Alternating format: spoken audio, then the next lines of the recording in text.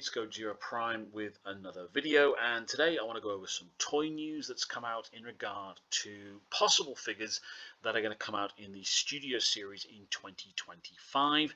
But first, as always, I do have a Facebook page, Gojira Prime, where I do post images of the figures in my collection, links to any videos I do, and anything else that I do find of interest. So if you do have the time, do please find the page, hit the like, hit subscribe, and do feel free to comment on anything I do post. So these two articles I'm going to run through today are from TFW 2005.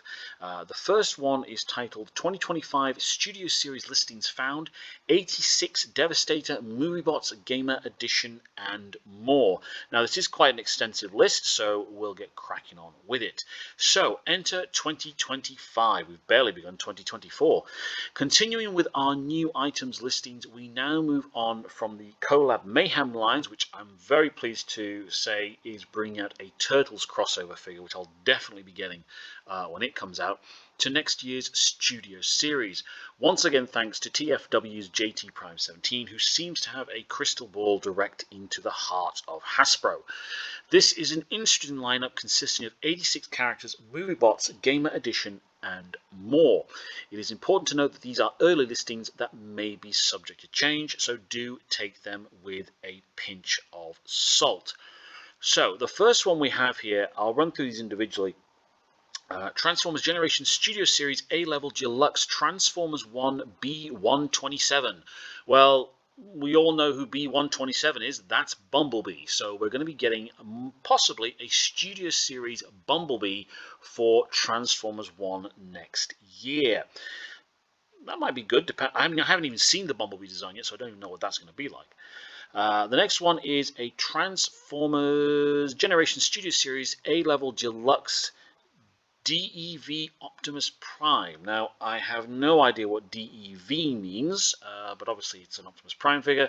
I just don't know where that's coming from, especially when it's a deluxe class, so that's going to be quite small. So, don't know what that one's going to be like.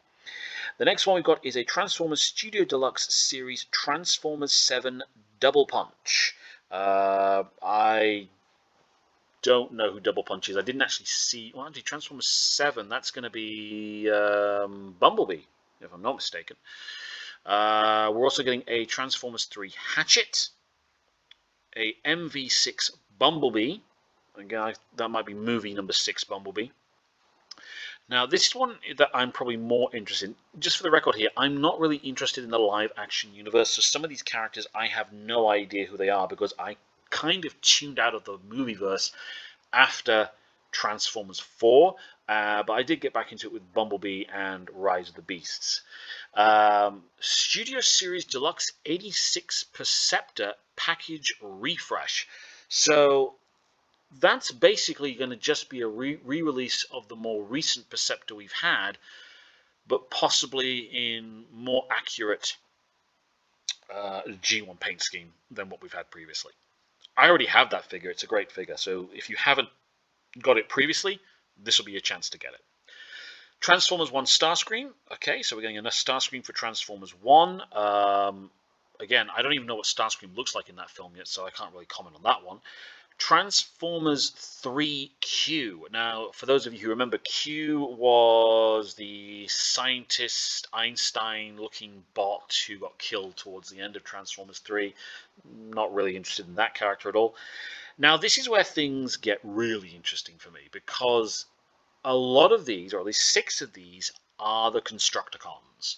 Now, we've not had the Constructicons since Combiner Wars, and the one of the very first Titans, the Devastator, which I have. It's a really good figure. It sacrifices a lot in order to make Devastator, it has to be said, but it's still a really, really good figure. The fact that they're bringing these out is really, really good, because hopefully they'll be able to combine into Devastator. But it looks like they're all deluxe size. So 86 Bone Crusher, Deluxe. We then have a Studio Series Deluxe 86 Jazz Package Refresh. So that's going to be a repackage of a previous figure we had, which I think was in the Bumblebee lineup, if I remember correctly. Could be wrong on that one. Deluxe 86 Scavenger, Deluxe War for Cybertron Autobot Soldier, so we're getting a generic Autobot Soldier for all you army builders out there. Now, this is one I didn't know about, but I did actually read up on this when I heard about it, or read about it, sorry. Transformers 4 Widowmaker. Now, Widowmaker is this female, sorry, that was my phone, female Transformer that you see here. Apparently she was a concept design that never actually got put into the film. I think if I remember rightly, they did say a while back that going forward with the Studio Series line, they were going to start introducing concept characters. So that's characters who were designed for the film, but maybe never made it into the film, so toys were never made of them originally. And so that's going to be quite interesting, a series of figures based on what-if situations. Transformers series Voyager War for Cybertron Skywarp. That's just going to be a straight up repaint of Starscream. Voyager Transformers 7 Optimus Prime, another package refresh. Voyager War for Cybertron Ironhide. That one sounds really, really good. Transformers 1 Sentinel Prime. I can't remember the last time we had a figure of Sentinel Prime in the in any lineup really. Aside from obviously the movie lineup. So I'm interested to see what all these Transformers 1 designs will look like. Hopefully we'll get to see something of them later in the year. War for Cybertron Thundercracker, again, just another repaint of Starscream, but this means that we're going to be getting all three main Seekers, which is really, really good.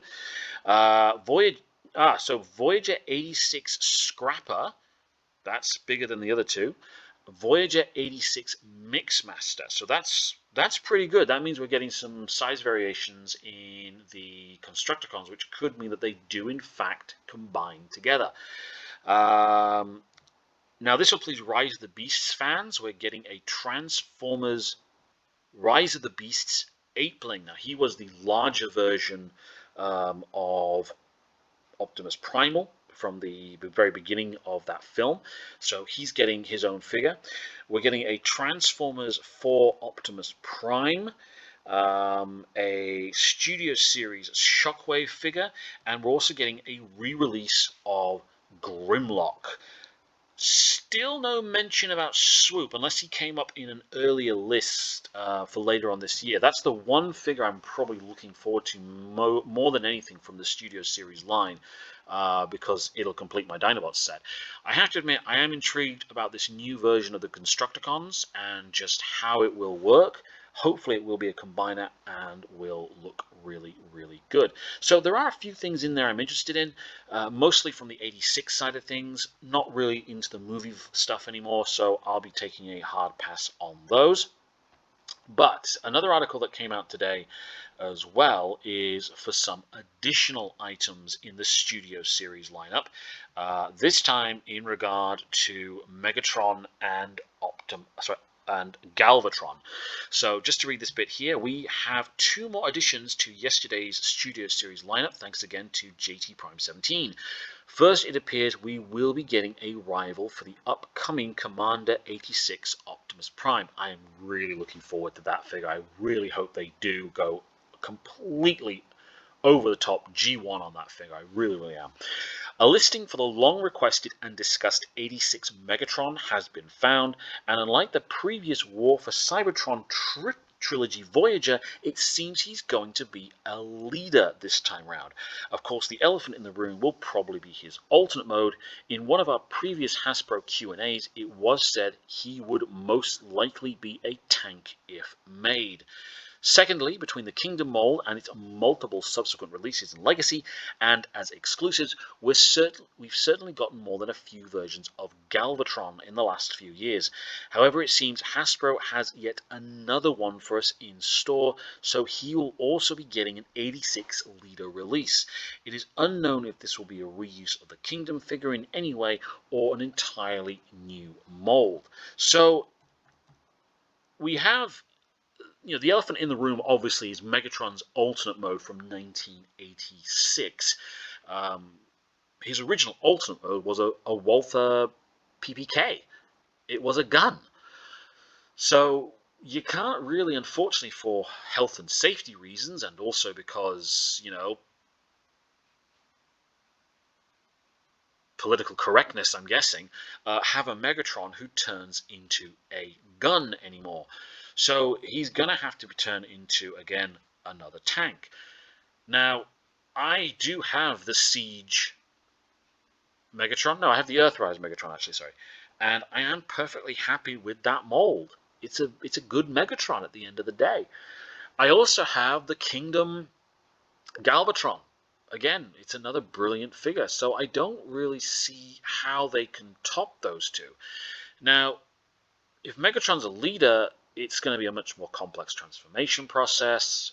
It's going to have to be somewhat bigger than the previous figure.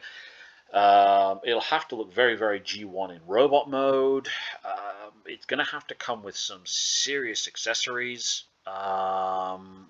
as well at the same time to warrant a Studio Series release, I think. Galvatron, I don't really see the need for the Galvatron figure. The Kingdom version was pretty damn good, I thought, at the end of the day. It turns into the artillery piece, so unless they're planning to do just a repaint, but I don't really see the point of that either. It's odd. I'll be interested to see what they can come up with for these two, because it's going to be difficult to make them Studio Series figures that are accurate to their movie counterparts, especially in Megatron's case. But we'll just have to wait and see what they come up with. So let me know in the comments section. Are you interested in any of these figures listed, or is it a hard pass for you? Do please let me know in the comments section, and have a very nice day.